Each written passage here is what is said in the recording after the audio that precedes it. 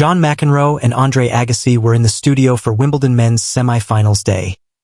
The BBC's coverage of men's semi-final day at Wimbledon descended into chaos as John McEnroe was forced to walk out mid-program, and not for the first time. Earlier in the tournament, the retired American ace had to leave the BBC's commentary box to go and call a match for American broadcasters. And the same happened again while McEnroe was in the studio to debrief British wildcard Arthur Ferry's defeat to number 2 seed Alexander Zverev.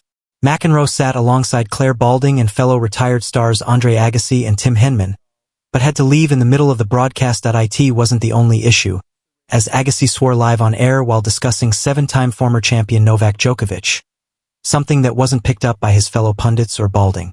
McEnroe was already running down the clock while Agassi was previewing Djokovic versus Jannik Sinner. "I'd like to hear what his perspective is on the next match coming up," McEnroe said, turning to Agassi. The 8-time major champion replied, "I appreciate it, John. Normally you like giving your perspective."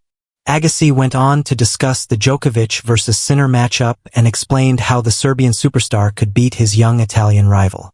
"I don't know how much of an answer you want," the 56-year-old told McEnroe, who was still hanging around. "He's got to go," Claire Balding exclaimed, but McEnroe insisted, No, I want to hear the end of this." So Agassi continued his analysis, noting that Djokovic seemed to be keeping his cards close to his chest regarding any physical setbacks.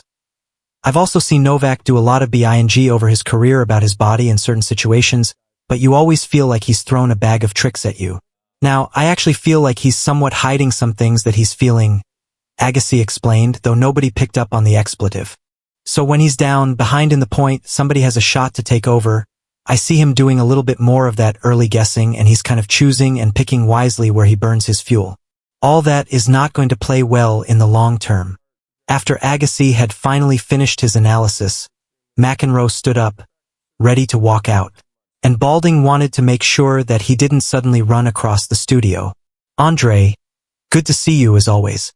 "Pleasure," the 7-time Grand Slam champion said.